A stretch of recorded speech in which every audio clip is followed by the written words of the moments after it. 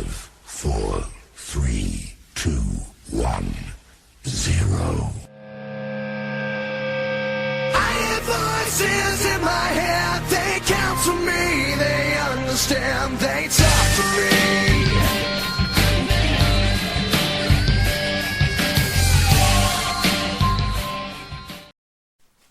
What's up, my fellow para-peers? Whether you're whacked, cracked, or jacked. If you like crazy, you're in the right place. I'm SWL, the one in the one by the one next to the one, the only one who misses you. And I'm just Heidi Linden. If you're listening to another episode of Talk Supernatural, then you must be pretty cool, because where our mic is bridging you between the supernatural and reality. For you TSR greenhorns out there, this show discusses all things spiritually bizarre.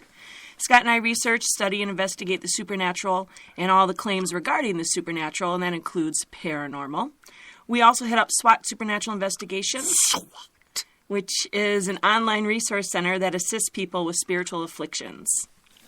So first, we got some orders of business to attend to. We're sorry for not being here last week. Yeah, I was very sick. I had laryngitis, so that wouldn't have worked out real well. And then we had a family emergency, and I had to head out of state, so couldn't broadcast from there. So sorry about that, but we are back. And, Scott, guess what? We have some hate mail.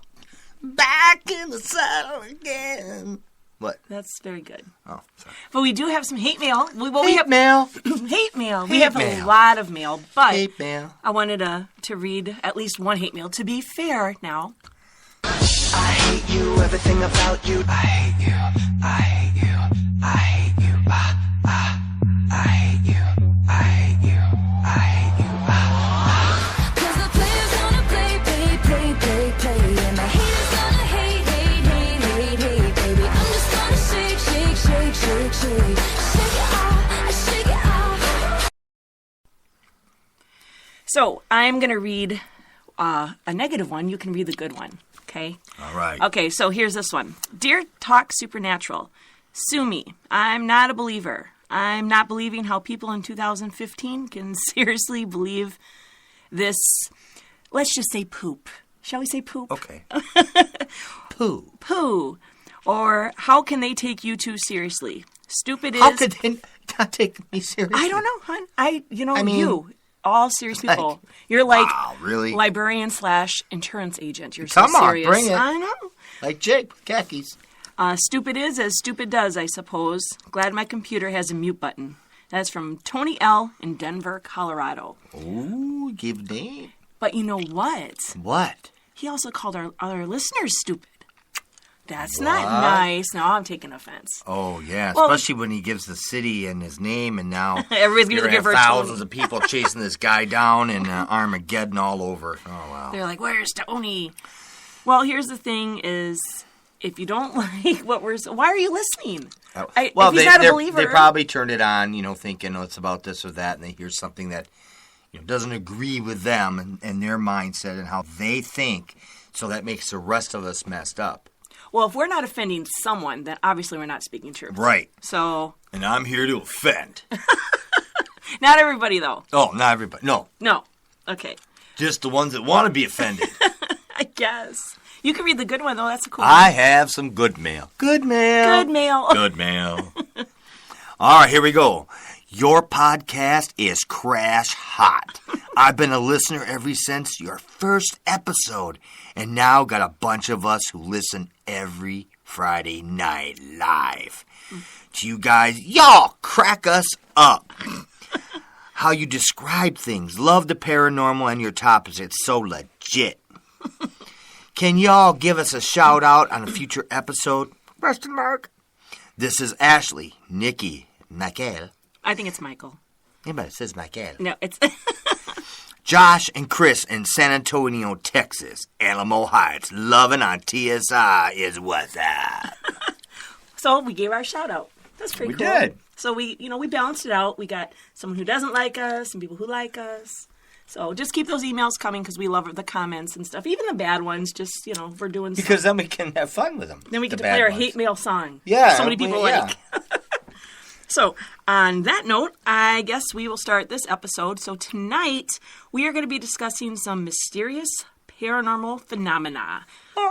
Phenomena. Do. You know that song? Phenomena.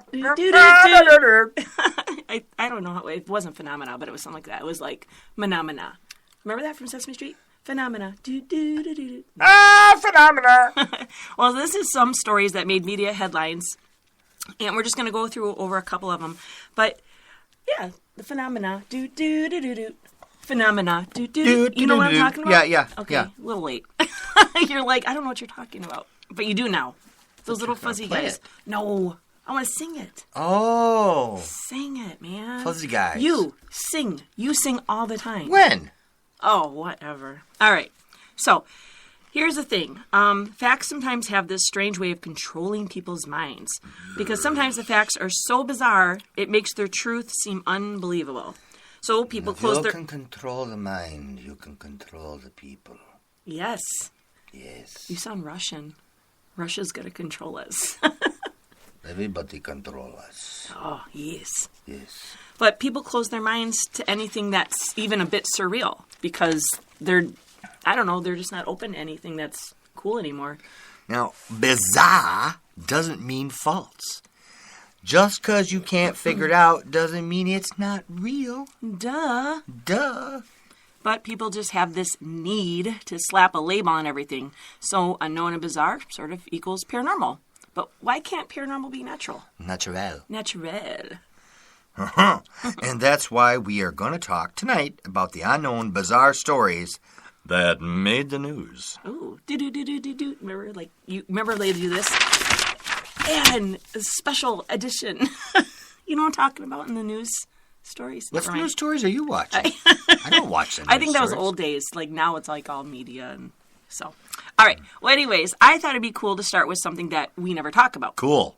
UFOs. UFOs. We don't Paper really- airplanes in the dark, babes. No, we don't do UFOs. But We don't do UFOs. So, do you believe in UFOs? Huh? Do you believe in UFOs? Well, let's go on, like this hate mail guy. Okay. Do I believe in UFOs? I've not ever experienced anything like that. So the answer would be no for me. However, I'm not saying that just because somebody does that, there's something wrong with it. All I can say is, no, I've never experienced it, and I'm not so sure that they're real. But I'm not going to belittle anybody or make them feel stupid or anything like this because they believe, because we've seen things that other people haven't seen. Good point. And they can look at us and say, you're nuts. Well, when you've seen what we've seen, you'll know that it's not. we are nuts. But So, well, you yeah, are. No, you. I'm about as normal as you get. Oh. I am. That alone is crazy. But okay, dear. Yes, it's Why are you calling me an animal? because you are animal, dear. So Deers is do that not go meow. never mind. Newsflash. So you don't, but you'd still be open? Yeah, I'd be open into listening. There's a lot of stuff I don't know. I Yeah. mean, we could go on for weeks about all the stuff that we don't know or anybody else doesn't know. Right. I mean, I can't say, well, that's not true. I don't know that information. I can know about stories, what people have read, and their validity of it, but I can't sit there and say, oh, that's not true. Right. That's closed-minded. I mean, I know the difference between right and wrong, so I have my mind where it needs to be, but I also know there's things I just don't know. And UFOs is one of them. Well, I don't necessarily believe in them either, as you know, but like people in my family have said they've experienced stuff. Yeah, your family, No. I bet. Stop. Yeah. Now, my uncle, or it's my mom's uncle, so he's like my second. I don't know how that goes, but so my uncle, Uncle too. He's like now he's probably in his 80s, late 70s, but he used to work for the government, like the Air Force, whatever, or no, Navy, because that's when the boat's in the water, right? Say government, be careful. Oh, sorry, the GOV, comma T. Is that encryptic enough? No one I will think know. nobody will Right. know. Nobody will get it. Shh, no. They're listening. Who they are? The government. They're so righteous and cool, the government. I like believe them. everything, and this is. They're always so honest and true, yeah. I like the government. Go, Yeah. big Yeah, brother. Yes. Oh, thank you. Anyways, so my uncle was is that with the Navy, right? With the ships on the water. Yeah, ships on the water, yeah. It's like that game, Battleship. Yeah, okay. Right? So he was in the Navy, And he had bunkmates. He had 3 other bunkmates, and one of them was... Boy, I bet that was tight squeeze. No, I don't know. I wasn't in the room. But, so he was on a plane, his roommate, and he came back, and he was saying that they had to do another run later. Well, it never happened, but at like 3 in the morning or so, all of a sudden these alarms go off, and there's different colored lights on the ship or whatever. My uncle told me the story like 100 times. And so a particular color light will go off, and that means they have to gear up and go on the deck, and they're going to take off somewhere. So he does this, and my uncle says he comes back like 6 in the morning, like hours later, goes back to bed, doesn't talk about anything. And then, like, within that week, his bunkmate or friend or whatever starts telling him that they were chasing UFOs. And they weren't supposed to obviously tell anybody, but, he thought it was so cool, so he shared it with my uncle. Well, I guess he probably shared it with some other people because he went on leave back home, and he never came back. Come to find out, his car exploded, because that happens every day. And so, that's one thing. And then my uncle was so sure that he was chasing like some kind of alien craft. I don't know, But then my dad had shared with me that he had some kind of experience where he believes he was taken and had this chip implanted in my dad. Dad and I weren't really super close, so he didn't show it to me or anything, but he told me this. And so, he lives in Arizona, which... Oh, is there, that's where the story that we're going to talk about, that's where it took place. Yeah. And I actually love this movie, Fire in the Sky. You saw it with me, right? Yeah, I've seen it. Yeah. It was a good movie. So, this is where you get a story, and because of all the information you have on it, it's like, well, I wasn't there, but there's nothing to disclaim it. Right. It's like, well, it's a very good possibility because there was plenty of proof to prove that it did happen. Mm-hmm. So, and we're going to go on with the story, and you too may become a believer. And if not, you can always write us some hate mail at... No. Well, this story took place in Snowflake, Arizona. Now, who does that? Snowflake, Arizona. Like, really? Arizona has snow. Well, you know what my sister said? Because my sister lives there? That there's some places in Arizona that do snow up north. Your sister. Yeah. Yes, my sister. Don't even start. It's twice now you're ripping on my family. No. Yeah, I'm not ripping on your family. Your family is wonderful, and everything about them is wonderful. Oh, good. So, 40 years ago, it's November 1975, Travis Walton, he's 22 years old, and he's a logger. He and 6 other guys are on a crew, and they're working on like this tree thinning contract in Arizona National Forest. So they're heading home one night, and they saw like what they think is like a 40-foot diameter metallic glowing disc hovering in the air. Okay, because that's what you see in forests. That's what I see. Yeah. So the driver of the car stops so they can take a look because they're like, whoa, what is that? Well, Travis gets out. He gets out of the car. Hey. Gotta check it out, dude. There's always one. There's always one in the group. There's always one. Gosh, There's Travis. Come back! Well, the disc was making like some kind of strange sounds, and Travis walked over to where it was hovering. And I guess his like crew members were swearing at him to get away and come back to the car. And when swearing at it? Yeah, like cussing, bad words. What? Like they were calling him an apple. Yeah. Oh, I would not go that far. Well, they were just telling him to get back because, they were all freaking out. Well, he got so close, he got like underneath, and it suddenly got louder, and it started to move, so he freaked out. So he says he crouched down because he got scared, but when he jumped up to run back to the truck, a blast of energy hit him. Ba-ching! Like that, I don't think it sounded like quite like that, but... Ba-ching? I don't know. I've never been Isn't sucked that up by a place UFO. like in China or something? Beijing. Oh, yeah. Something like that, I guess. Oh, so they were Chinese aliens. Oh, that's what it was.